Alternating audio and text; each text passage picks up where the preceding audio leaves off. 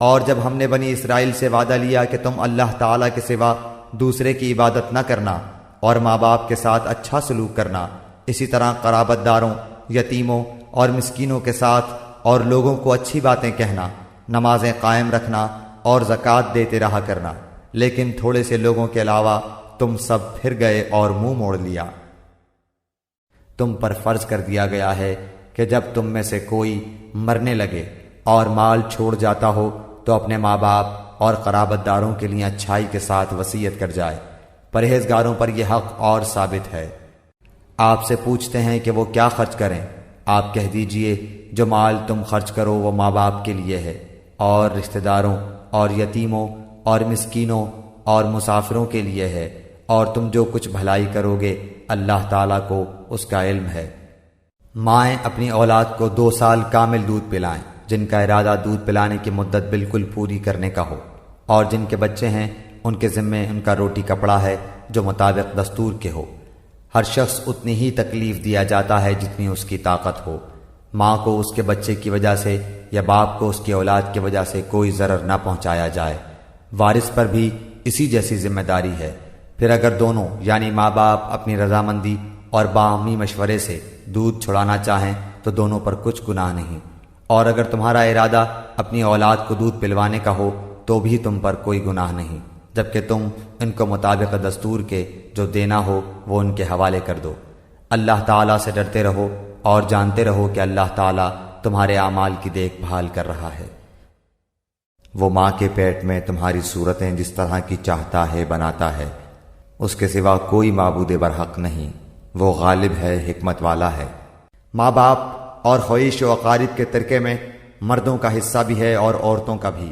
جو مال ماں باپ اور خویش و اقارب چھوڑ مریں، خواہ وہ مال کم ہو یا زیادہ، اس میں حصہ مقرر کیا ہوا ہے۔ اللہ تعالیٰ تمہیں تمہاری اولاد کے بارے میں حکم کرتا ہے کہ ایک لڑکے کا حصہ 2 لڑکیوں کے برابر ہے، اور اگر صرف لڑکیاں ہی ہوں اور 2 سے زیادہ ہوں تو انہیں مال متروکہ کا 2/3 ملے گا، اور اگر ایک ہی لڑکی ہو تو اس کے لیے آدھا ہے، اور میت کے ماں باپ میں سے ہر ایک کے لیے اس کے چھوڑے ہوئے مال کا 6واں حصہ ہے، اگر اس میت کی اولاد ہو، اور اگر اولاد نہ ہو اور ماں باپ وارث ہوتے ہوں تو اس کی ماں کے لیے 3واں حصہ ہے۔ ہاں اگر میت کے کئی بھائی ہوں تو پھر اس کی ماں کا 6واں حصہ ہے۔ یہ حصے اس وصیت کی تکمیل کے بعد ہیں جو مرنے والا کر گیا ہو، یا ادائے قرض کے بعد۔ تمہارے باپ ہوں یا تمہارے بیٹے، تمہیں نہیں معلوم کہ ان میں سے کون تمہیں نفع پہنچانے میں زیادہ قریب ہے۔ یہ حصے اللہ تعالیٰ کی طرف سے مقرر کردہ ہیں، بے شک اللہ تعالیٰ پورے علم اور کامل حکمتوں والا ہے۔ ماں باپ یا قرابت دار جو چھوڑ مریں اس کے وارث ہم نے ہر شخص کے مقرر کر دیے ہیں، اور جن سے تم نے اپنے ہاتھوں معاہدہ کیا ہے انہیں ان کا حصہ دو۔ حقیقتاً اللہ تعالیٰ ہر چیز پر حاضر ہے۔ اور اللہ تعالیٰ کی عبادت کرو اور اس کے ساتھ کسی کو شریک نہ کرو، اور ماں باپ کے ساتھ سلوک و احسان کرو، اور رشتہ داروں سے اور یتیموں سے اور مسکینوں سے اور قرابت دار ہمسائے سے اور اجنبی ہمسائے سے اور پہلو کے ساتھی سے اور راہ کے مسافر سے اور ان سے جن کے مالک تمہارے ہاتھ ہیں، غلام کنیز۔ یقیناً اللہ تعالیٰ تکبر کرنے والوں اور شیخی خوروں کو پسند نہیں فرماتا۔ اے ایمان والو، عدل و انصاف پر مضبوطی سے جم جانے والے اور خوشنودی مولا کے لیے سچی گواہی دینے والے بن جاؤ، گو وہ خود تمہارے اپنے خلاف ہو یا اپنے ماں باپ کے یا رشتہ دار عزیزوں کے۔ وہ شخص اگر امیر ہو تو اور فقیر ہو تو دونوں کے ساتھ اللہ کو زیادہ تعلق ہے، اس لیے تم خواہش نفس کے پیچھے پڑ کر انصاف نہ چھوڑ دینا۔ اور اگر تم نے کج بیانی یا پہلو تہی کی تو جان لو کہ جو کچھ تم کرو گے اللہ تعالیٰ اس سے پوری طرح باخبر ہے۔ مسیح ابن مریم سوائے پیغمبر ہونے کے اور کچھ بھی نہیں، اس سے پہلے بھی بہت سے پیغمبر ہو چکے ہیں۔ ان کی والدہ ایک راست باز عورت تھیں، دونوں ماں بیٹے کھانا کھایا کرتے تھے۔ آپ دیکھیے کہ کس طرح ہم ان کے سامنے دلیلیں رکھتے ہیں، پھر غور کیجئے کہ کس طرح وہ پھرے جاتے ہیں۔ اور وہ وقت بھی قابل ذکر ہے جب کہ اللہ تعالیٰ فرمائے گا کہ اے عیسیٰ ابن مریم، کیا تم نے ان لوگوں سے کہہ دیا تھا کہ مجھ کو اور میری ماں کو بھی علاوہ اللہ کے معبود قرار دے لو؟ عیسیٰ عرض کریں گے کہ میں تو تجھ کو منزہ سمجھتا ہوں۔ مجھ کو کسی طرح زیبا نہ تھا کہ میں ایسی بات کہتا جس کے کہنے کا مجھ کو کوئی حق نہیں۔ اگر میں نے کہا ہوگا تو تجھ کو اس کا علم ہوگا، تو میرے دل کے اندر کی بات بھی جانتا ہے، اور میں تیرے نفس میں جو کچھ ہے اس کو نہیں جانتا۔ تمام غیبوں کا جاننے والا تو ہی ہے۔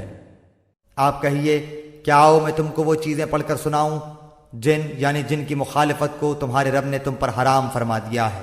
وہ یہ کہ اللہ کے ساتھ کسی چیز کو شریک مت ٹھہراؤ، اور ماں باپ کے ساتھ احسان کرو، اور اپنی اولاد کو افلاس کے سبب قتل مت کرو۔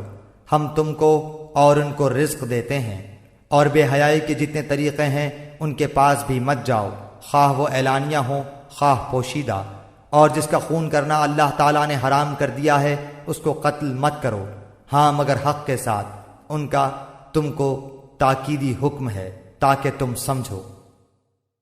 اے اولاد آدم، شیطان تم کو کسی خرابی میں نہ ڈال دے جیسا اس نے تمہارے ماں باپ کو جنت سے باہر کرا دیا۔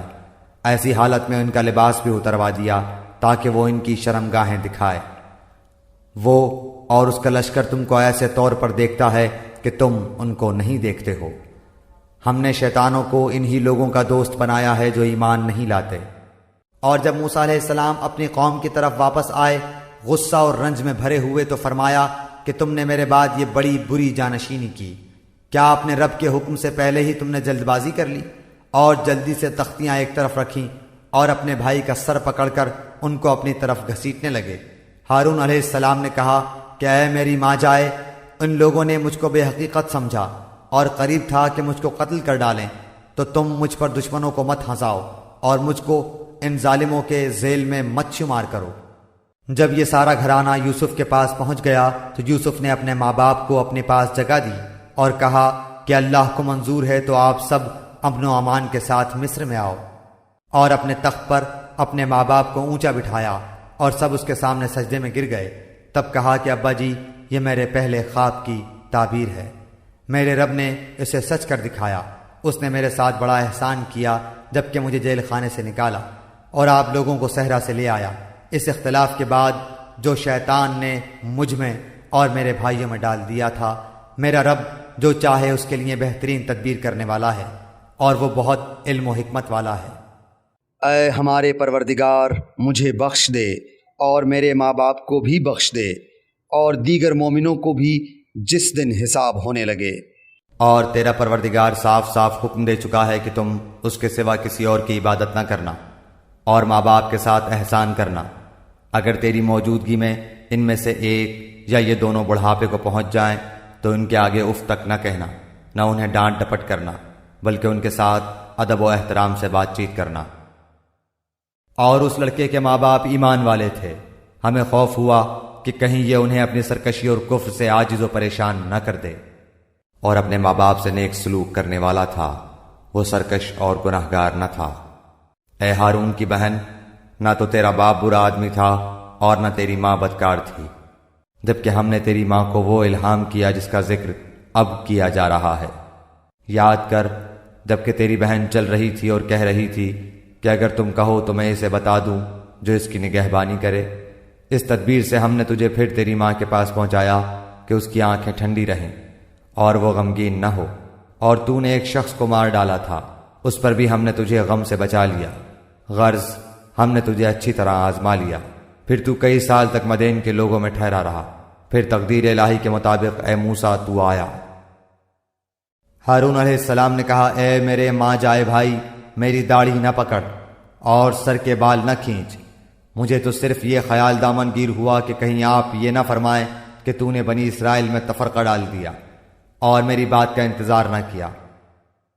اس کی اس بات سے حضرت سلیمان مسکرا کر ہنس دیے اور دعا کرنے لگے کہ اے پروردگار، تو مجھے توفیق دے کہ میں تیری ان نعمتوں کا شکر بجا لاؤں جو تو نے مجھ پر انعام کی ہیں، اور میرے ماں باپ پر، اور میں ایسے نیک اعمال کرتا رہوں جن سے تو خوش رہے، مجھے اپنی رحمت سے نیک بندوں میں شامل کر لے۔ ہم نے موسیٰ علیہ السلام کی ماں کو وحی کی کہ اسے دودھ پلاتی رہ، اور جب تجھے اس کی نسبت کوئی خوف معلوم ہو تو اسے دریا میں بہا دینا، اور کوئی ڈر، خوف یا رنج غم نہ کرنا، ہم یقیناً اسے تیری طرف لوٹانے والے ہیں اور اسے اپنے پیغمبروں میں بنانے والے ہیں۔ پس ہم نے اسے اس کی ماں کی طرف واپس پہنچایا تاکہ اس کی آنکھیں ٹھنڈی رہیں اور آزردہ خاطر نہ ہو، اور جان لے کہ اللہ تعالیٰ کا وعدہ سچا ہے، لیکن اکثر لوگ نہیں جانتے۔ ہم نے ہر انسان کو اپنے ماں باپ کے ساتھ اچھا سلوک کرنے کی نصیحت کی ہے، ہاں اگر وہ یہ کوشش کریں کہ آپ میرے ساتھ اسے شریک کر لیں جس کا آپ کو علم نہیں تو ان کا کہنا نہ مانیے۔ تم سب کا لوٹنا میری ہی طرف ہے، پھر میں ہر اس چیز سے جو تم کرتے تھے تمہیں خبر دوں گا۔ ہم نے انسان کو اس کے ماں باپ کے متعلق نصیحت کی ہے، اس کی ماں نے دکھ پر دکھ اٹھا کر اسے حمل میں رکھا اور اس کی دودھ چھڑائی 2 برس میں ہے کہ تو میری اور اپنے ماں باپ کی شکر گزاری کر، تم سب کو میری ہی طرف لوٹ کر آنا ہے۔ بے شک اللہ تعالیٰ ہی کے پاس قیامت کا علم ہے، وہی بارش نازل فرماتا ہے اور ماں کے پیٹ میں جو ہے اسے جانتا ہے۔ کوئی بھی نہیں جانتا کہ کل کیا کچھ کرے گا، نہ کسی کو یہ معلوم ہے کہ کس زمین میں مرے گا۔ یاد رکھو اللہ تعالیٰ ہی پورے علم والا اور صحیح خبروں والا ہے۔ کسی آدمی کے سینے میں اللہ تعالیٰ نے 2 دل نہیں رکھے، اور اپنی جن بیویوں کو تم ماں کہہ بیٹھتے ہو انہیں اللہ نے تمہاری سچ مچ کی مائیں نہیں بنایا، اور نہ تمہارے لے پالک لڑکوں کو واقعی تمہارے بیٹے بنایا ہے۔ یہ تو تمہارے اپنے منہ کی باتیں ہیں، اللہ تعالیٰ حق بات فرماتا ہے اور وہ سیدھی راہ سجھاتا ہے۔ اور ہم نے انسان کو اپنے ماں باپ کے ساتھ حسن سلوک کرنے کا حکم دیا ہے۔ اس کی ماں نے اسے تکلیف جھیل کر پیٹ میں رکھا اور تکلیف برداشت کر کے اسے جنا۔ اس کے حمل کا اور اس کے دودھ چھڑانے کا زمانہ 30 مہینے کا ہے، یہاں تک کہ جب وہ اپنی پختگی اور 40 سال کی عمر کو پہنچا تو کہنے لگا، اے میرے پروردگار مجھے توفیق دے کہ میں تیری اس نعمت کا شکر بجا لاؤں جو تو نے مجھ پر اور میرے ماں باپ پر انعام کی ہے، اور یہ کہ میں ایسے نیک عمل کروں جن سے تو خوش ہو جائے، اور تو میری اولاد بھی صالح بنا، میں تیری طرف رجوع کرتا ہوں اور میں مسلمانوں میں سے ہوں۔ اور جس نے اپنے ماں باپ سے کہا کہ تم میں سے میں تنگ آ گیا، تم مجھ سے یہی کہتے رہو گے کہ میں مرنے کے بعد پھر زندہ کیا جاؤں گا، مجھ سے پہلے بھی امتیں گزر چکی ہیں۔ وہ دونوں جناب باری میں فریادیں کرتے ہیں اور کہتے ہیں، تجھے خرابی ہو، تو ایمان لے آ، بے شک اللہ کا وعدہ حق ہے۔ وہ جواب دیتا ہے کہ یہ تو صرف اگلوں کے افسانے ہیں۔ تم میں سے جو لوگ اپنی بیویوں سے زہار کرتے ہیں یعنی انہیں ماں کہہ بیٹھتے ہیں، وہ دراصل ان کی مائیں نہیں بن جاتی، ان کی مائیں تو وہی ہیں جن کے بطن سے وہ پیدا ہوئے۔ یقیناً یہ لوگ ایک نامعقول اور جھوٹی بات کہتے ہیں، بے شک اللہ تعالیٰ معاف کرنے والا اور بخشنے والا ہے۔ اے میرے پروردگار تو مجھے اور میرے ماں باپ اور جو ایمان کی حالت میں میرے گھر میں آئے اور تمام مومن مردوں اور عورتوں کو بخش دے، اور کافروں کو سوائے بربادی کے اور کسی بات میں نہ بڑھا، اور اپنی ماں اور اپنے باپ سے